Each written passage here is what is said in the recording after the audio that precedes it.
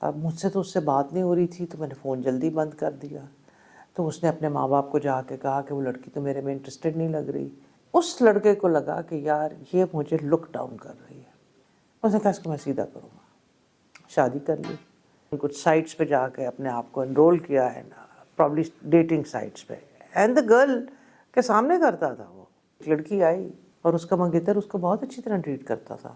بلکہ پہلے تو وہ ریلکٹنٹ بھی تھی کہ اس سے شادی کرے نہ کرے, لیکن وہ اسے بہت اچھی طرح ٹریٹ کرتا تھا. اور وہ لڑکی بڑی انڈیپینڈنٹ تھی, تھوڑی شائع بھی تھی. تو لڑکے کو لگتا تھا کہ she is playing hard to get, حالانکہ وہ آکورڈ اور شائع ہو رہی تھی. بہت سمپل سی لڑکی تھی. تو مجھے کہنے لگی کہ اب مجھ سے تو اس سے بات نہیں ہو رہی تھی تو میں نے فون جلدی بند کر دیا.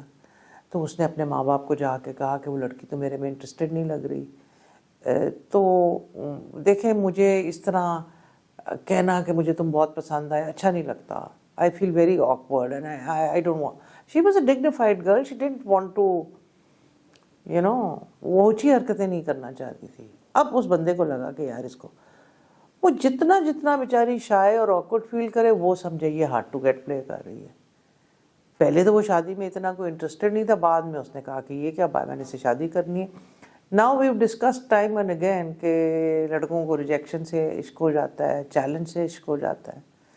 اس کا نیچر شائع اور وہ ہوتا جائے. ان کی منگنی ہوتی رہی. وہ زیادہ ملنے میں بھی انٹرسٹڈ نہیں تھی بیکاز اس کو لگتا تھا کہ زیادہ ملنے سے ایک مطلب شادی ہو جائے گی تو ویل بی ٹوگیدر.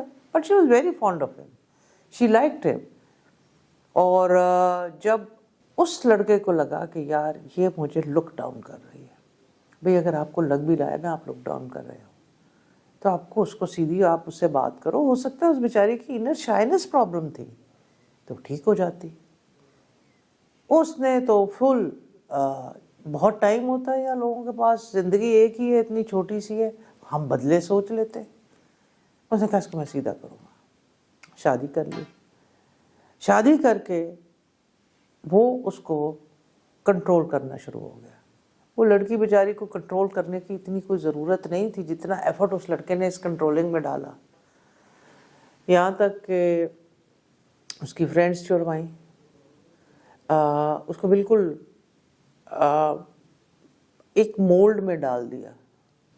وہ اگر اس کو آرام سے پیار سے کہتا تو وہ بیچاری مولڈ کیا کرنا ہوتا ہے, it's a way of life, آپ اکٹھے رہ سکتے ہو.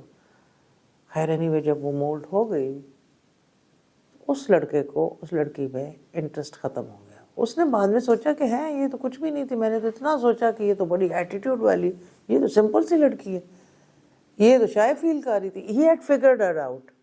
اس نے کہا یہ کیا میں پیچھے اس کے بھاگ رہا تھا.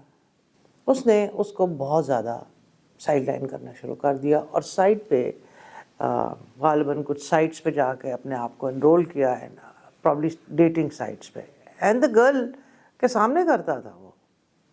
اور وہ اگر پوچھتی تو کہتا کہ تم شائع رہو, اپنے بیہیویئر کو امپروو کرو, اور ہنستا تھا اس پہ. اس نے کیا کر لینا ہے. وہ لڑکی اس کے کئی دفعہ وہ ویک اور شاید وہ ضرور تھی, لیکن اس کے اندر ایک عجیب سی اسٹرینتھ بھی تھی. جب بھی وہ کارڈ مجھے دکھانے آتی, ان چیزوں سے کوئی بھی لڑکی پریشان ہو جاتی. میں نے دیکھا کہ وہ پریشان تو تھی, لیکن ایسے ہوتا ہے نا جیسے بہت گھبرا جائے اور کہ ہائے میرے ساتھ. اس نے کبھی بھی وہ نہیں کیا. اس نے کہا دیکھیں میرا دل اس شادی میں اب رہنے کے لیے نہیں ہے. تو میں نے پوچھا اس لیے کیونکہ یہ چیٹنگ کر رہا ہے. اس نے کہا چیٹنگ تو فیکٹر ہے ہی, دیٹس اے بیسک فیکٹر کہ بھائی لائلٹی نہیں ہے تو وہ تو کوئی کہنے کی بات بھی نہیں ہے, لیکن اب یہ چیٹنگ چھوڑ بھی دے تو میں اس کے ساتھ رہنا نہیں چاہتی. میں نے کہا کہ چیٹنگ چھوڑ کے یہ بالکل ٹھیک ہو جائے تو کہتی نہیں, my heart is switched of. کہتی اتنی راتیں فیملی اس نے لائف سٹارٹ نہیں کی, بچہ پیدا کرنے کے لیے میں انٹرسٹڈ نہیں تھا. دونوں میاں بیوی اکیلے رہتے تھے تو ان لاز میں بھی کوئی نہیں تھا. کہتی میں نے اتنی راتیں اکیلی کاٹی, کچھ گھبرا کے, شروع میں رو کے. اور میں نے اپنے کہتی شکایت آپ کو پتہ ہے میں تو کہتی میں نے تنہائی میں بہت ٹائم گزارا. کہتی جیسے میری زندگی میں ایک سکون سا آ گیا, اور یہ ہو یا نہ ہو مجھے فرق نہیں پڑتا. اس نے کہا کہ اب میں نے یہ فیصلہ کر لیا. And it is not for revenge, it is not to teach him a lesson, maybe we were not meant to be. خدا جانے اللہ نے اس کو کس قسم کا قلب سٹرونگ بنا دیا تھا.